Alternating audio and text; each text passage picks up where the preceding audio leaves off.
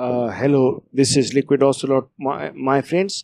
My friends, I have been doing some research, and this video is regarding uh, your medium.com profile might be caught in a spam filter. So this problem has been documented in this article, my friends, that I'm reading, and I do not have the legal rights to it, my friends. But what I'm going to be telling you guys, my friends, is that this is an issue that can happen to anybody, really.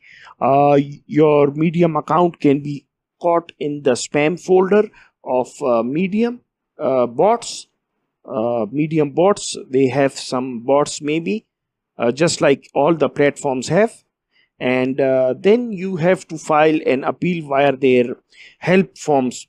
But the problem is that this article does not show you that form. And I have submitted an appeal on the help center. Let's hope that this appeal goes through, my friends.